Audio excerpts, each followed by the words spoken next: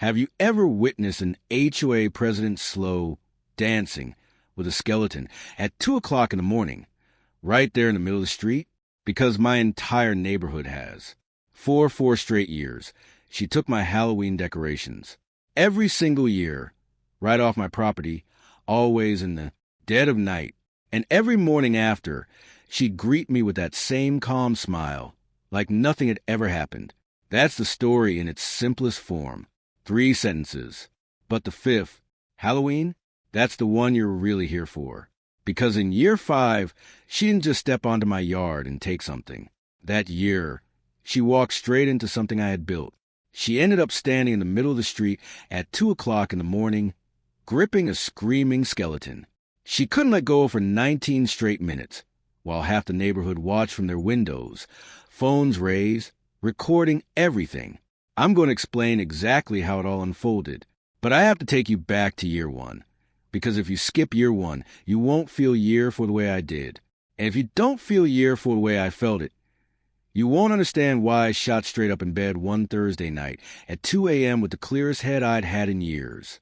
Before we go any further, drop a comment and tell me what you would have done. And hit subscribe if you enjoy raw, unfiltered revenge stories. Her name was Karen. I know how that sounds, but I'm not making it up for effect. That was her real name, printed right there on the mailbox. By the time all of this started, she had been living across the street from me for 11 years. She was the HOA president and had held that position for 8 of those years. She got elected once and never really stepped down after that. Now, you need to understand what that role meant to her, because it wasn't a normal attachment to a title. She didn't treat it like a part-time volunteer job where you sign a few papers and attend a monthly meeting. She treated it like ownership of the entire neighborhood. Every front yard on that street belonged to her in her mind. Every fence, every porch railing, every flower pot someone set out, every wreath hung on a door, if she hadn't personally approved it. She didn't want it there. Simple as that. She carried a clipboard everywhere she went. I'm not exaggerating for dramatic effect. A real, physical clipboard tucked under her arm at all times. Coffee in the other hand. Khaki. Pants every single day like it was a uniform. The kind of person you see once and immediately understand exactly who they are. The kind who will knock on your door at 7 o'clock in the morning just to tell you your garbage can is 6 inches too close to the curb. She actually did that to a neighbor down the street. 6 inches. He showed me the note she left behind. I had been living on that street for 2 years before any of this began. 2 full years keeping my head down. Paid every quarter. Of dues without complaint. Kept the lawn trimmed. Put the trash out on the correct morning. Didn't plant anything new. Didn't paint anything. Didn't touch a single visible part of the house except to keep it clean. Karen and I had maybe exchanged 5 words in those 2 years. A quick good morning, here, a nod there, and that was it. I was perfectly fine with that arrangement.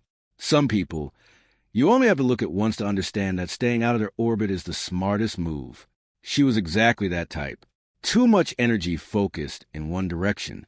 Always watching, always taking notes, always moving with purpose. But I wasn't afraid of her during those first 2 years. I just didn't see any reason to interact. Then, October rolled around in my 3rd year on that street. Year 1 of everything I'm about to tell you. I'm not a huge Halloween person. Let me be clear about that. I'm not setting up fog machines or sound systems or giant 10-foot skeletons with glowing eyes. I'm not covering the house in fake cobwebs or filling the yard with plastic tombstones. That's just not me. But I've always liked putting up something small, something simple, something that tells kids walking by that night that you're part of it, that they can knock on this door and someone will answer. I still remember being a kid and knowing which houses were in just by whether there was something on the porch. It matters to them. It always mattered to me too. So I went to Target. I headed straight to that dollar section they always keep near the front, the seasonal bins. I picked up 3 paper. Ghosts, plain white paper, black circles for eyes, each with a little string on top for hanging. $1 each. $3 total for all of them. I dropped them in my basket, paid, and drove home. Saturday afternoon, nice weather. I had them tied to my fence in about 4 minutes total. Then I stepped back and looked. 3 paper ghosts hanging on a fence in October. Simple, normal, perfectly fine. I went inside, made dinner, watched something, and went to bed without giving those ghosts another thought. Sunday morning, I woke up like usual, made coffee, walked to the front door to grab the paper from the porch. I opened the door. I stepped outside. I looked at the fence and stopped. They were gone. All 3. I walked closer and just stood there, staring at the strings. They were still there. Every single one tied exactly the way I had left them, but they had been cut. Clean cuts. Someone had used something sharp on each string right at the knot. Not torn, not pulled loose, cut. All 3. While I was asleep, I stood there with my coffee in my hand, not saying a word, just staring at those 3 empty strings. Then I heard footsteps crossing the pavement. I turned. Karen was already halfway across the street, clipboard under her arm, coffee in her other hand, khaki pants, gray fleece. She walked straight up to my fence and stopped. She glanced down at the cut strings for a moment, then looked back up at me. Her expression was calm, relaxed, completely at ease, comfortable, like she had simply walked over to wish me a good morning. She smiled. Then she said I was lucky she hadn't already written me up for putting those decorations out in the first place. I asked her, calmly, exactly which rule they had broken. She opened her clipboard, flipped through a few pages, then a few more, closed it again, looked right at me, and said it didn't matter which rule it was. She said, in this neighborhood, things are done a certain way, my way. Then she added that if I wanted to live there without problems, I needed to understand that. I asked her who had given her the authority to remove something from my property. She didn't blink. Her tone didn't shift warmer or colder.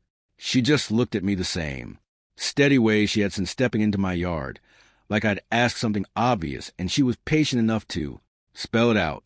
She said she was the HOA president, and that meant something on this street. She said she had been running things on this block for years and knew how to keep everything smooth. Then she said something I replayed in my head 100 times since. She said if I wanted things to stay peaceful on this street, I needed to either follow her lead or stay out her way. One or the other. She said it so easily, calmly, like she was explaining something simple to someone slow to catch on. Then she took one last look at the empty fence, almost like she was admiring it, turned around, walked back across the street, and went inside. I stood there at the fence long enough for my coffee to go completely cold, just staring at her door, trying to process what had just happened. She had cut my strings. She had taken $3 worth of paper ghosts off my fence in the middle of the night, and when I asked her about it, she told me it was my fault for putting them there and suggested I fall in line. No anger, no defensiveness, not even close. Just absolute confidence that there was no version of that conversation where she ended up on the losing side. I told myself it was only $3. I told myself she was the kind of person you handle carefully. I told myself patience was the smarter move. Keep my head down. Wait. Figure out the right way to deal with it. I told myself. All of that for 12 months. Then October came again. Year 2. I had spent that entire year trying to forget about those cut strings, but they kept coming back. Not constantly, but enough.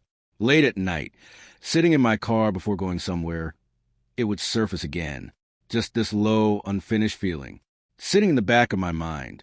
But I decided I wasn't going to let her dictate what I did on my own property.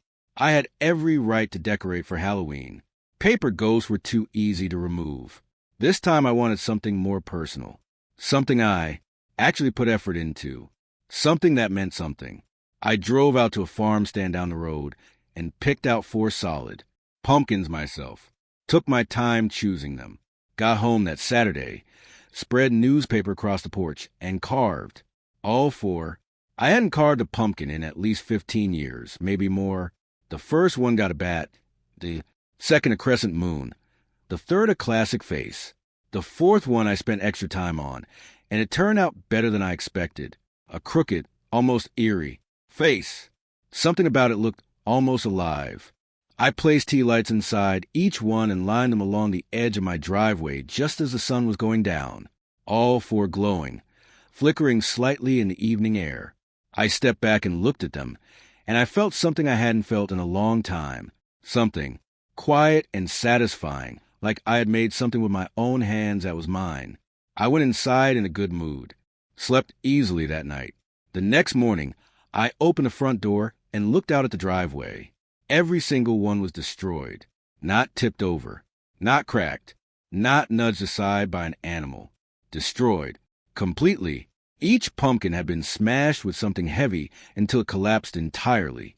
They were flattened, bright orange spread in every direction across the concrete. Seeds. Stringy white pulp. Chunks of rind scattered everywhere from one end of the driveway to the other.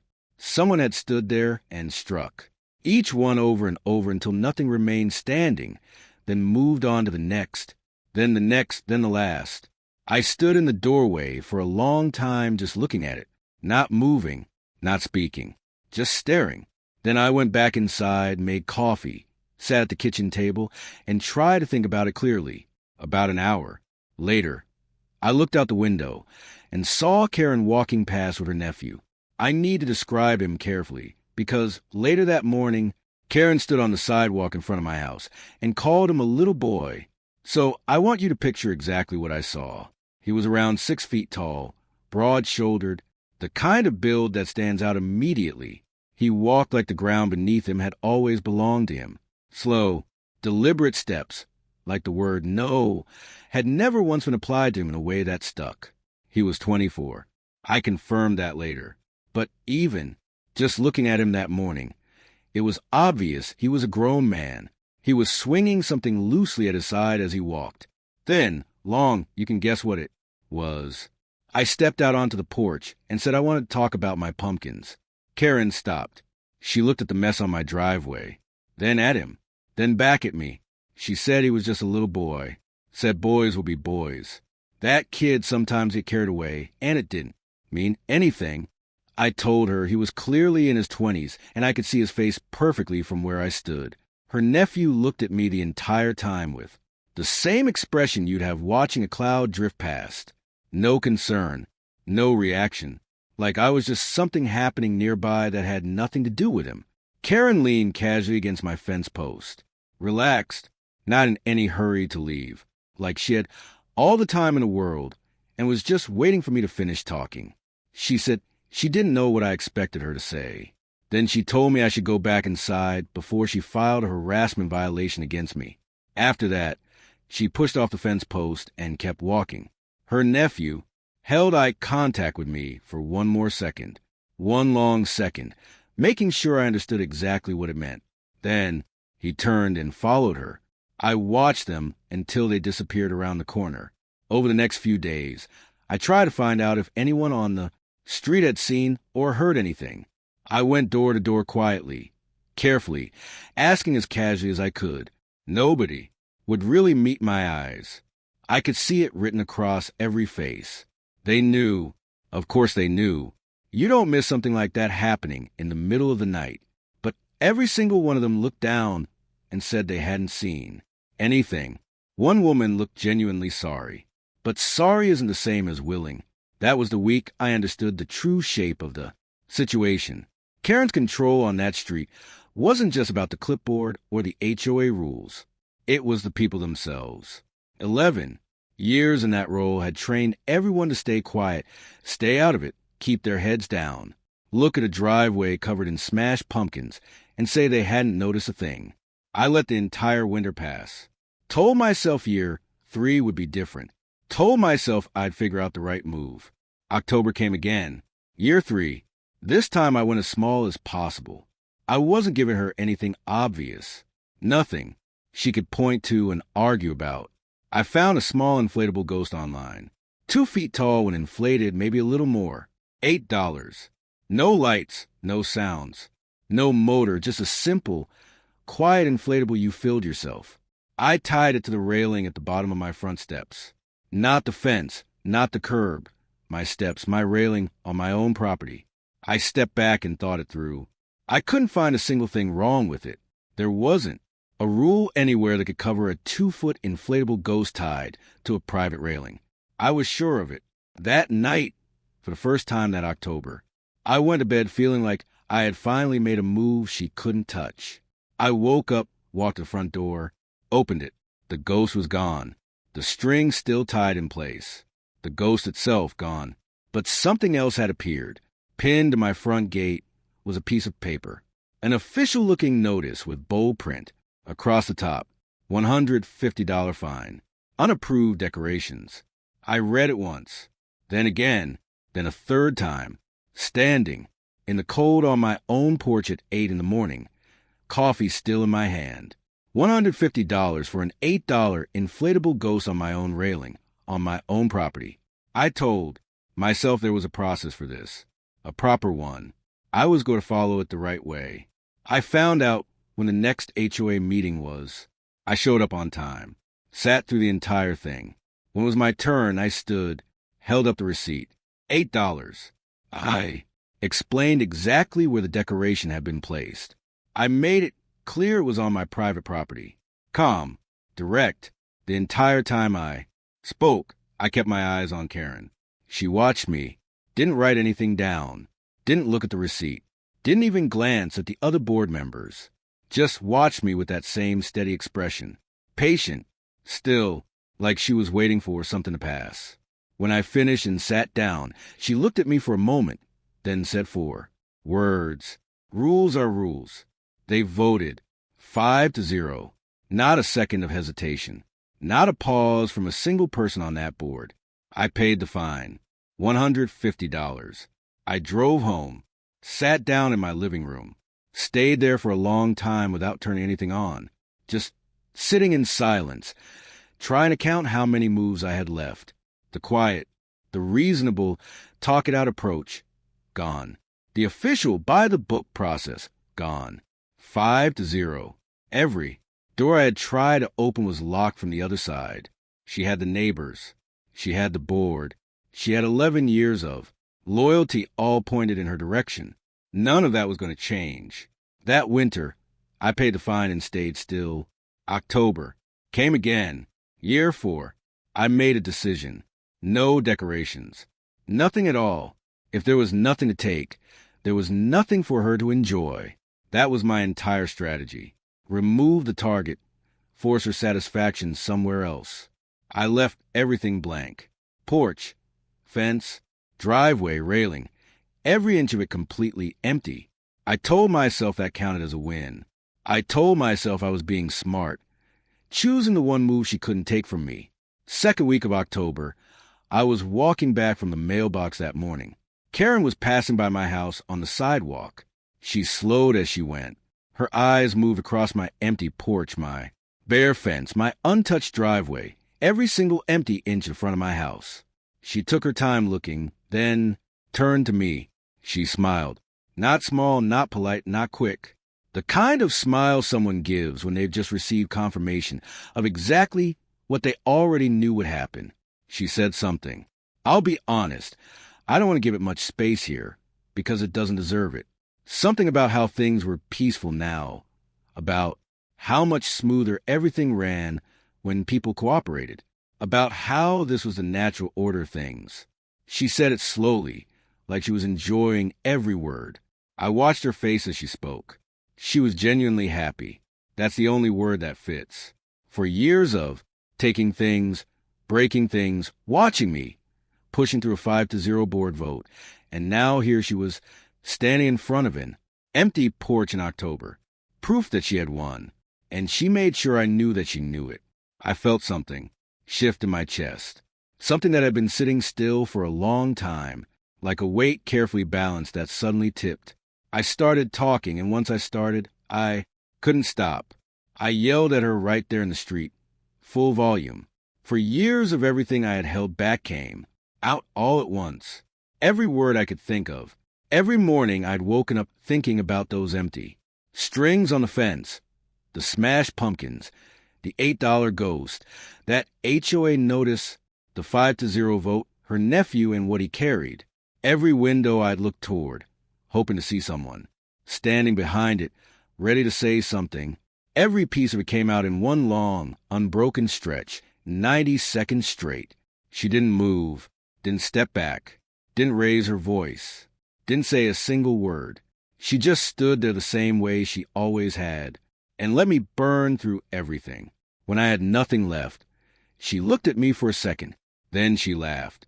The kind of laugh you give when something predictable finally happens exactly on schedule. She turned, walked back to her house, and closed the door. I looked up. Half the windows on the block had their blinds open. People standing behind them, watching. Shapes in the glass. A face here, a shadow there. Not one door opened. Not one person stepped outside. Not one person said a word. I went back inside and shut the door. For the first time in 4 years, I let myself accept what I had been trying not to accept. She had won.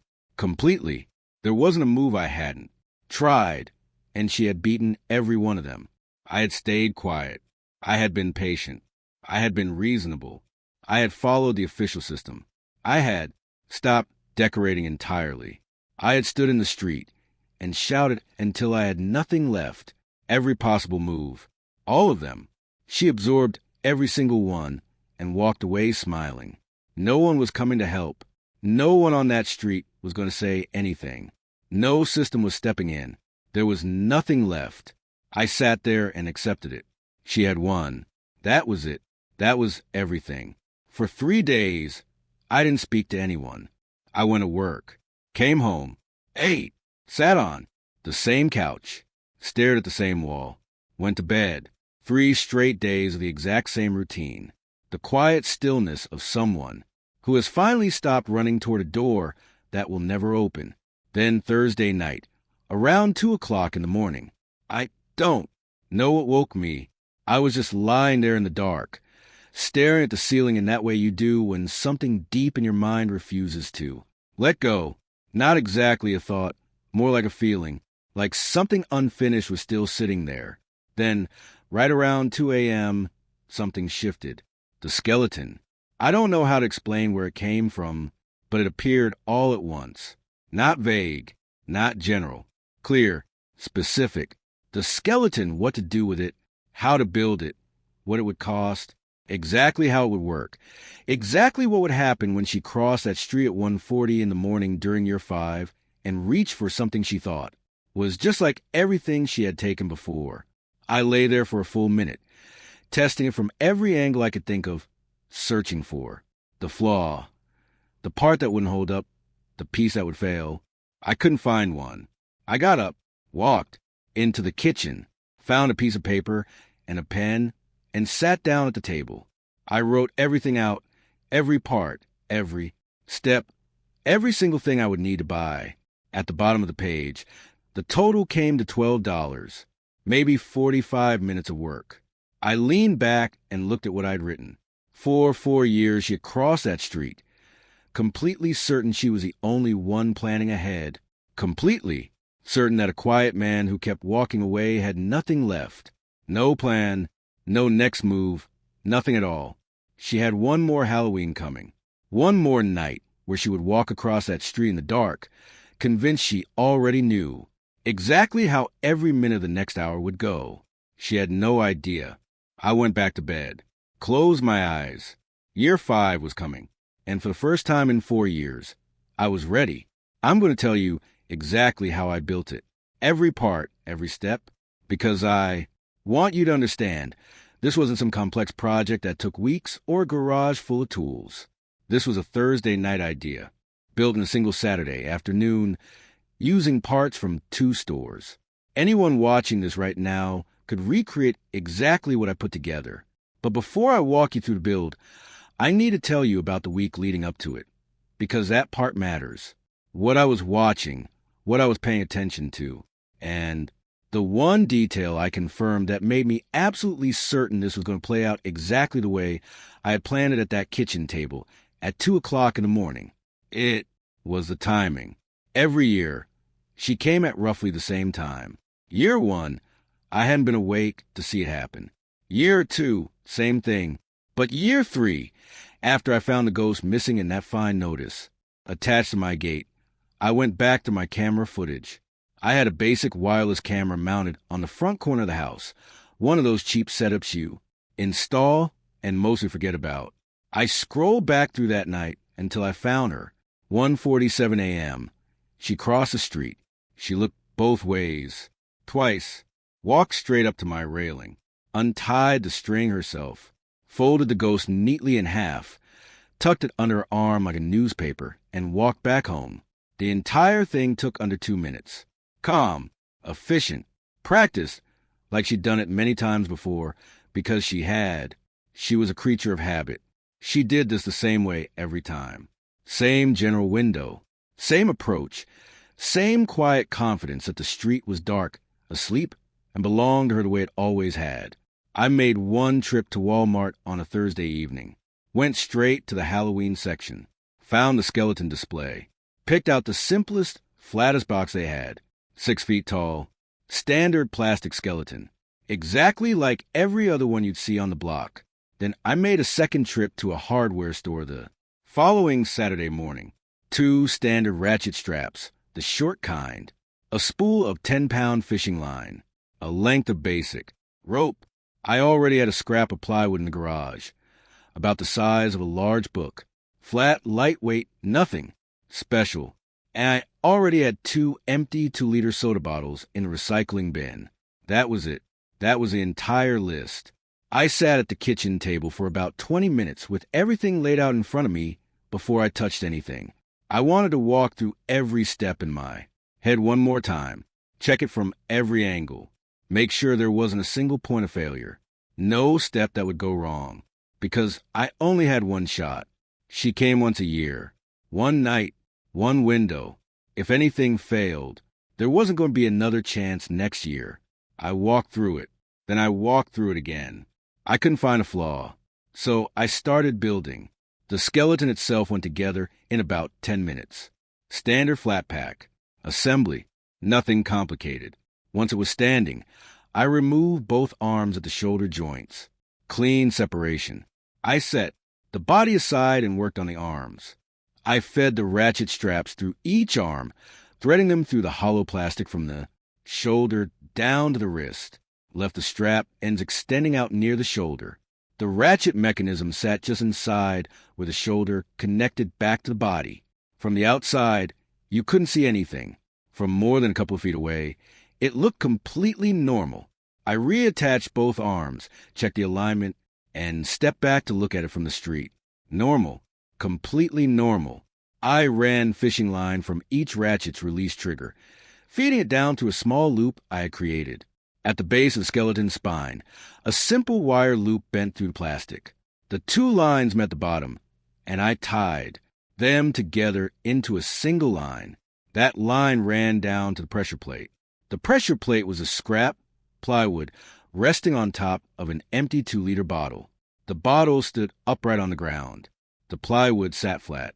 On top of it, I tied the fishing line to the underside of the plywood, leaving just enough tension so nothing moved on its own, but enough that if pressure was applied, if the bottle collapsed, the line would snap tight and pull both ratchet triggers. At the exact same moment, the ratchets were preloaded, springs ready, waiting to engage. I stepped back and looked at the whole setup.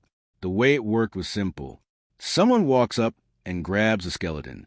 The natural instinct is to grab around the torso, around the middle, with both hands. That's how you lift something. Both hands moving to the center of the body. When that happens, their weight shifts forward. 1 foot steps closer. That foot lands on the plywood. The bottle crushes. The line tightens. The ratchet snap. Both arms swing down and clamp hard around whoever is standing there holding it. Pulled tight by the ratchet tension. Locked. No release without a screwdriver inserted directly into the mechanism.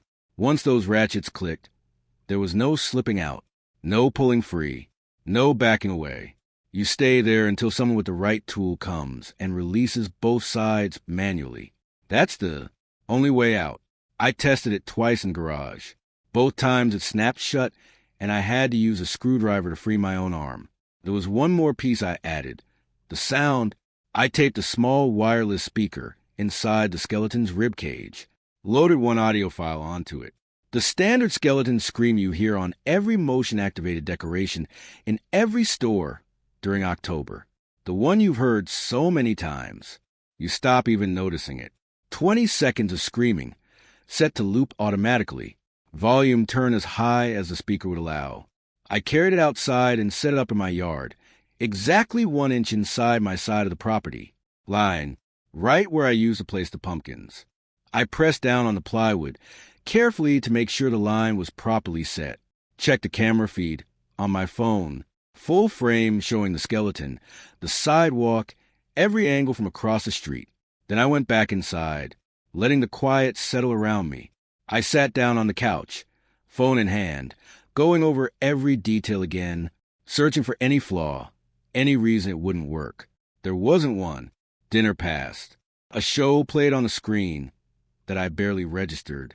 Sleep came faster than I had in years. I woke up at 1:15 a.m. and lay there in the dark. Picked up my phone. The skeleton stood exactly where I had placed it. Nothing moving. Street empty. I set the phone back down and stared at the ceiling. 1:17. 1:23. 1:31. I picked it up again. Still nothing. Set it back down. 1:40. 1:46. Then I saw her porch light turn on. I sat upright immediately. Her front door opened. She stepped out, pulled the door closed, carefully behind her. No rush. Calm movements, like she was just stepping out to check the mail. She wore a dark jacket, had pulled up hands in her pockets. She stood on her porch for a moment, looked up and down the street, looked toward my yard, looked at the skeleton. She studied it for a long moment, then glanced both directions down the street again, and then she stepped off the curb and walked straight toward my yard. I wasn't breathing. I already knew. I was sitting upright on my bed at 1:47 in the morning, gripping my phone with both hands, not breathing at all. She came to the same opening in my front fence she had used before, walked straight up to the skeleton, stopped about 2 feet away, reached out and touched its shoulder with one hand like she was checking if it was real, gave a small push, then grabbed it with both hands, one on each side of the torso. Exactly what I knew she would do. She adjusted her grip and pulled back hard. Her right foot stepped forward onto the plywood. The bottle crushed. The line snapped tight. The ratchets clicked. 2 sharp, fast clicks, one right after the other, audible even inside the house.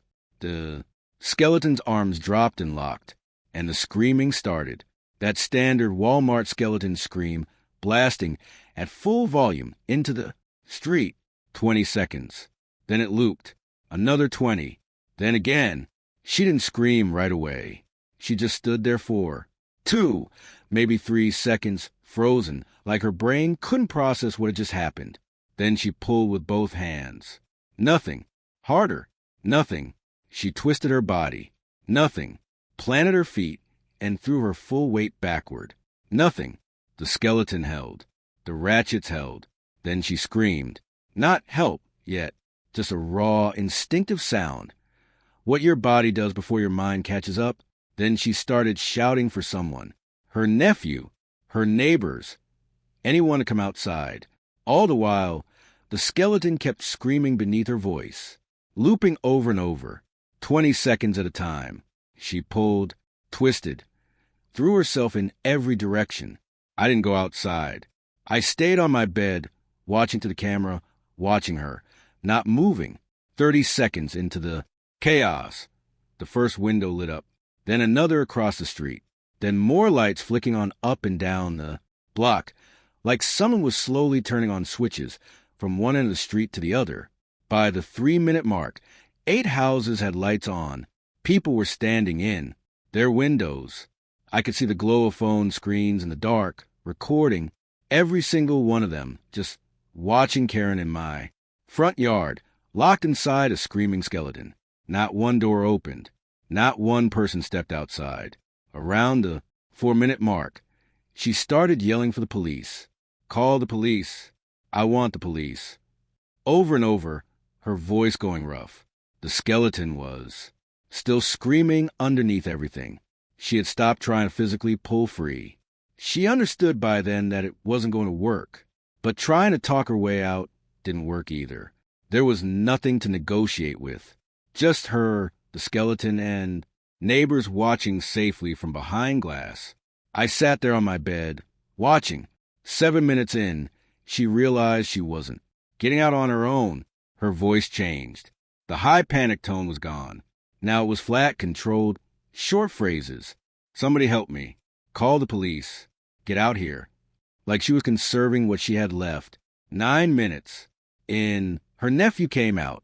He reached the fence and took in the situation, grabbed one of the skeleton's arms and pulled hard, braced his foot against the fence post, used his full strength. The ratchet didn't move. He pulled again, realizing in real time it wasn't going to work the way he expected. He walked around behind the skeleton, grabbed the frame, tried to lift it. The ground stake held firm. He crouched down, feeling around the mechanism in the dark with his hands. No flashlight, no screwdriver, no idea what he was even looking for. He stood back up, said something I couldn't hear. She answered, also muffled, but the tone said everything. He pulled out his phone and made a call. 12 minutes in, 2 police officers pulled up, parked across the street, and stood beside their car. One rested a hand on the roof, leaning slightly forward. The other just stood there watching. They didn't move, didn't approach, just stood there observing Karen, locked inside a screaming skeleton in the middle of my yard. And they stayed like that for almost 7 minutes. I timed it afterward. 6 minutes and 40 seconds from the moment they stepped out of the car to when they finally walked across the street. Both of them just standing there, one shifting with his hand on the car roof at times, shoulders moving slightly. Karen kept yelling the entire time, "Help me! Get this off me!" The skeleton kept screaming, looping just as loud as it had from the start. When they finally moved, they walked up to the edge of my property and took everything in.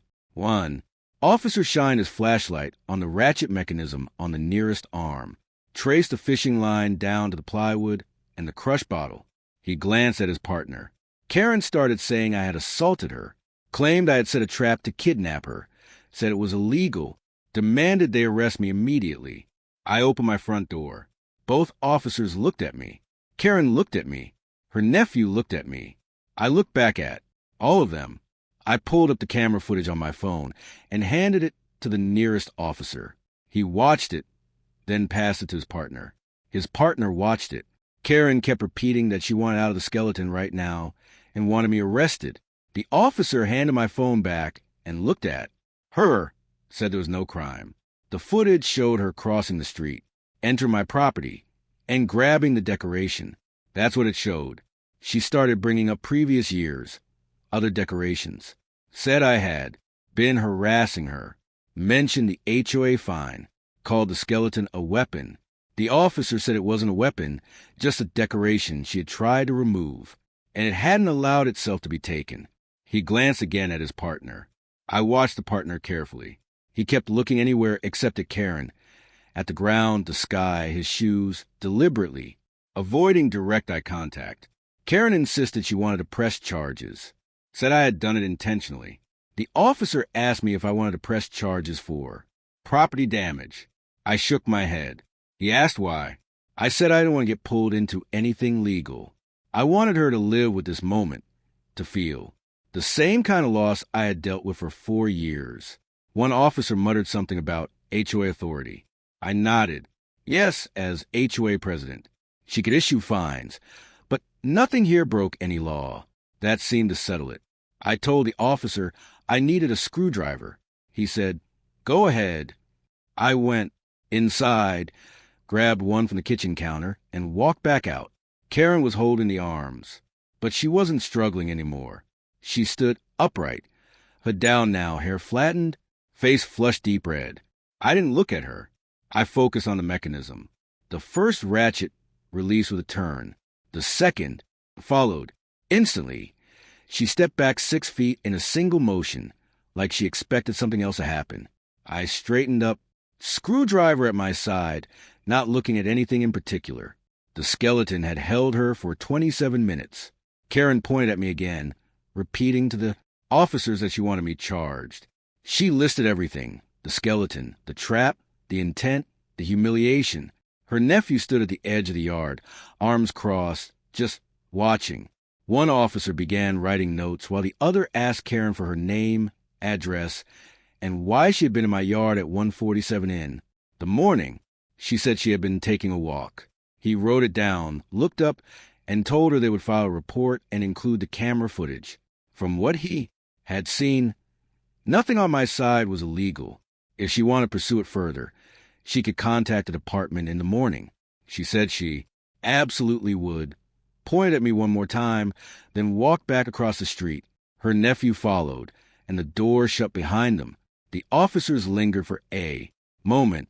One of them ran a finger along the setup and asked, completely straight-faced, "So, can I get a parts list for this?" I didn't press charges. Why? Because a $12 setup like that isn't what hurts someone like Karen. That wouldn't teach her anything. But breaking her ego, humiliating her in front of the entire neighborhood, that worked exactly the way it needed to. People had been watching, staring, quietly laughing, shaking their heads. She didn't step outside for days. A week later, she resigned. And the reason she gave? People don't deserve a good president like me. They'll understand my value soon. Yeah, very soon. And honestly, I had a laugh. And that's exactly how it ended. But now I want to hear from you. Did I go too far? Or did Karen get exactly what was coming to her? Drop your thoughts in the comments. I read every single one. And honestly, your reactions are half the reason I keep telling these stories. If you've got your own, share it down there too, because some of you have. Send me stories that make mine look mild. Hit the like button if you made it this far. It helps more than most people realize. And subscribe if you haven't yet, because the next story is already on the way. And I promise you, it's even worse than this one. One last thing. These stories are free, and I plan to keep them that way. But if they make you feel something, whether that's laughter, frustration, or just a sense that you're not alone dealing with people like this, consider joining the membership. It costs less than a coffee, helps keep the channel running, and gives you access to content that never makes it to the main feed. The link's right below. I'd genuinely love to have you there. All right, that's it for me. I'll see you in the next one.